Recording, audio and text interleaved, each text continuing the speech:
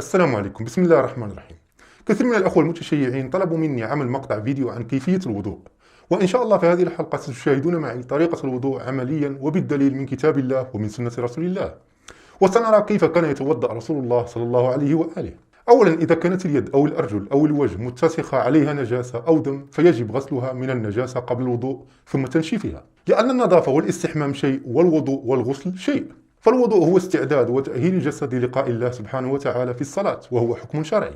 وفي الوضوء هناك مستحبات، وهذه المستحبات ليست واجبة، يعني إذا فعلتها لك أجر وثواب أكثر. ومن المستحبات أنه حين تقترب أو تفتح الماء تقول هذا الدعاء: بسم الله والحمد لله الذي جعل الماء طهورا ولم يجعله نجسا. ثم تغسل يديك، وعند الغسل تقول بسم الله وبالله اللهم اجعلني من التوابين واجعلني من المتطهرين. ثم تتمضمض 3 مرات وتقول اللهم لقني حجتي يوم ألقاك واطلق لساني بذكرك. ثم تستنشق 3 مرات وتقول اللهم لا تحرم علي ريح الجنة واجعلني ممن يشم ريحها وروحها وطيبها. كل هذا من المستحبات، وأعتذر أني لا أستطيع أن أفعل هذا الشيء بسبب أني أرتدي القناع، ولكن كيفية إن شاء الله واضحة لكم. عندما تنتهي من الاستنشاق تبدأ بغسل الوجه، وغسل الوجه واجب في الوضوء. وقبل ذلك تعالوا معي نفتح كتاب الله ونقرأ آية الوضوء. يقول تعالى: يا أيها الذين آمنوا إذا قمتم إلى الصلاة فاغسلوا وجوهكم. إذن أول شيء واجب علينا فعله كما قال الله سبحانه وتعالى هو غسل الوجه. الآن تعالوا معي إلى سنة ونرى كيف كان يتوضأ رسول الله صلى الله عليه وآله، وكيف شرح هذه الآية كما جاء في كتاب سنن أبي داود في صفحة 151، والحديث صحيح. قال رسول الله: إنها لا تتم صلاة أحدكم حتى يسبغ الوضوء كما أمره الله تعالى. كيف أمرنا الله يا رسول الله؟ يقول: فيغسل وجهه. جيد جدا. تعالوا معي نغسل الوجه. تصب الماء في اليد اليمنى ثم تغسل الوجه، وغسل الوجه عندنا طول وعرض. في الطول عليك أن تصب الماء من منبت الشعر أعلى الجبهة إلى الذقن هنا.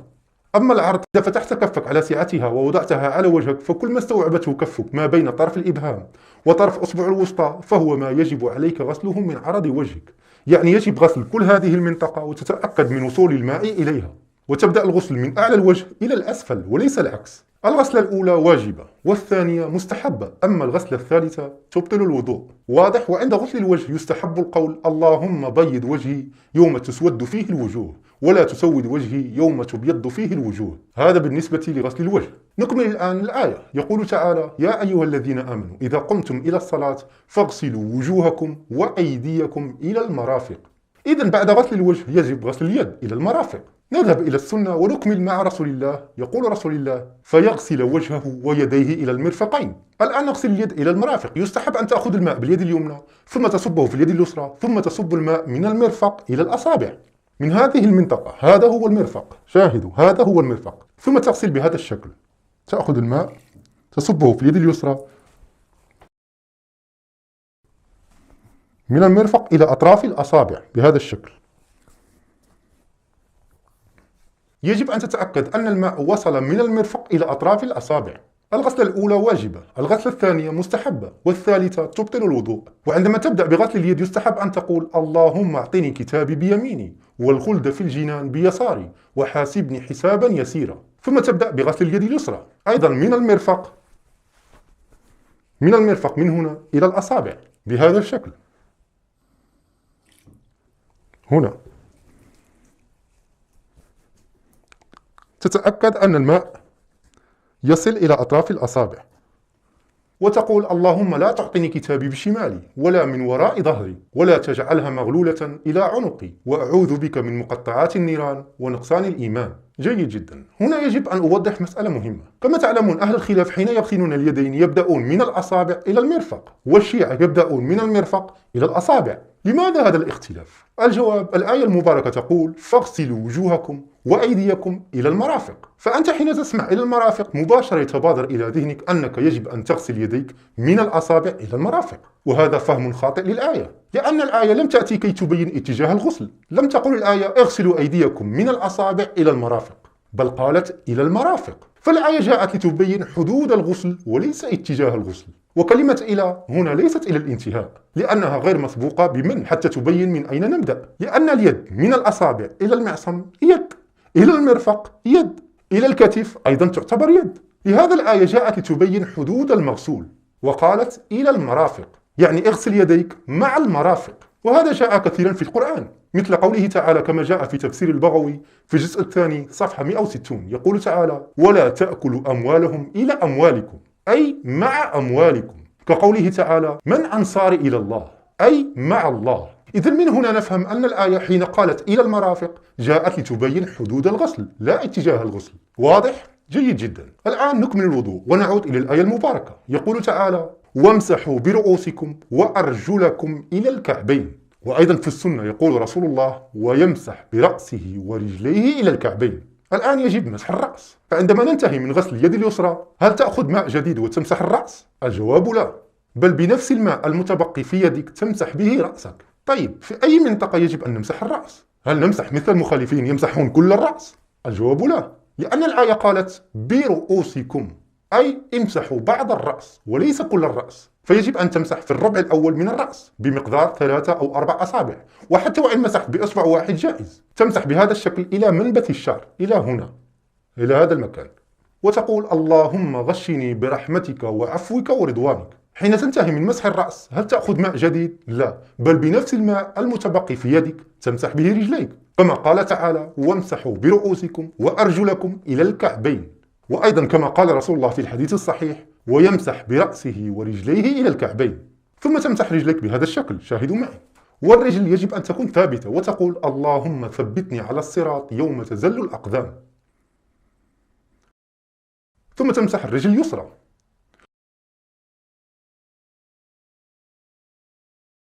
هنا أيضا يجب أن أوضح مسألة مهمة.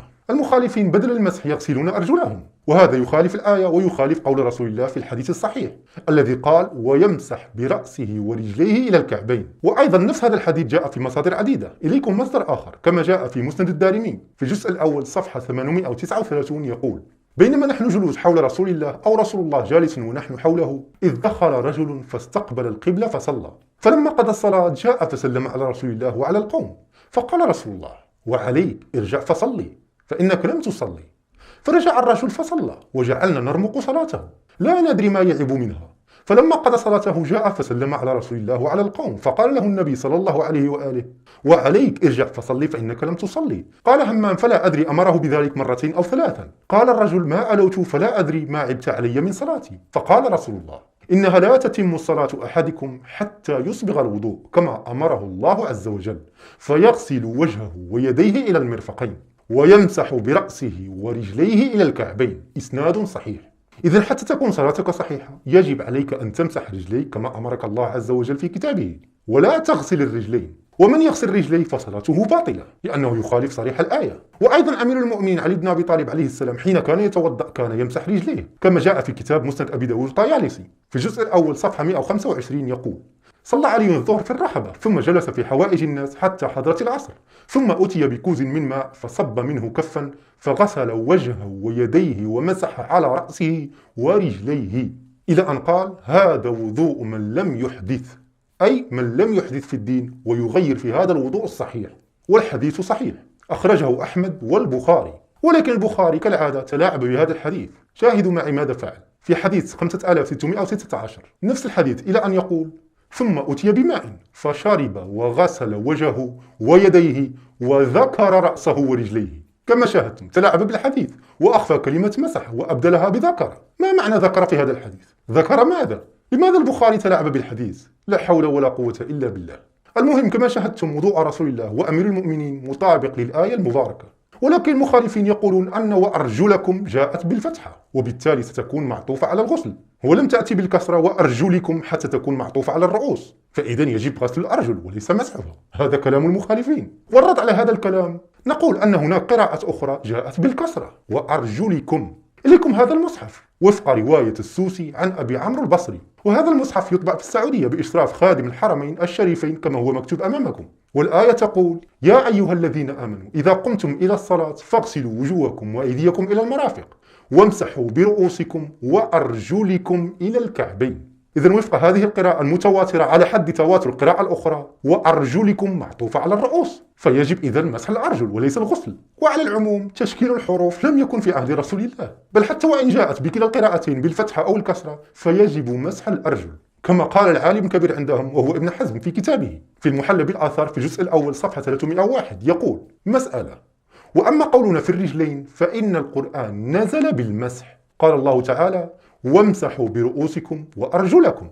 وسواء قرأت بخفض اللام أو بفتحها، هي على كل حال عطف على الرؤوس، إما على اللفظ وإما على الموضع، لا يجوز غير ذلك، لأنه لا يجوز أن يحال بين المعطوف والمعطوف عليه بقضية مبتدأة. وهكذا جاء عن ابن عباس: نزل القرآن بالمسح، يعني في الرجلين في الوضوء. وقد قال بالمسح على الرجلين جماعة من السلف، منهم علي بن أبي طالب وابن عباس والحسن وعكرمة والشعبي وجماعة غيرهم، وهو قول الطبري. ورويت في ذلك آثار عن رفاعة بن رافع أنه سمع رسول الله يقول: إنها لا تجوز صلاة أحدكم حتى يسبغ الوضوء كما أمره الله عز وجل، ثم يغسل وجهه ويديه إلى المرفقين، ويمسح رأسه ورجليه إلى الكعبين. وأيضا نقطة أخرى مهمة في التيمم، إذا قرأتم الآية المباركة تقول: فتيمموا صعيدا طيبا فامسحوا بوجوهكم وأيديكم. نلاحظ أن في التيمم جاء لمسح ما كان يغسل بالماء، لأن في الوضوء نغسل الوجه واليد، أليس كذلك؟ وفي التيمم نمسح ما كان يغسل في الوضوء وهو الوجه واليد. وأيضا هذا قول ابن عباس، كما جاء في مصنف عبد الرزاق في الجزء الأول، يقول عن ابن عباس قال: افترض الله غسلتين ومسحتين، ألا ترى أنه ذكر التيمم فجعل مكان الغسلتين مسحتين وترك المسحتين، فهذا هو وضوء رسول الله كما أمر به الله سبحانه وتعالى. وحين تنتهي من الوضوء تقول: اللهم إني أسألك تمام الوضوء وتمام الصلاة وتمام رضوانك والجنة. وهكذا تكون قد أتممت الوضوء. أتمنى إن شاء الله أن لا أكون قد أطلت عليكم بكثرة الاستدلالات، ولكن كما تعلمون أنا لا أتكلم إلا بالدليل الصحيح والصريح، وقد شاهدتم معي الوضوء الصحيح بمستحباته وواجباته. شكرا لكم، والسلام عليكم ورحمة الله.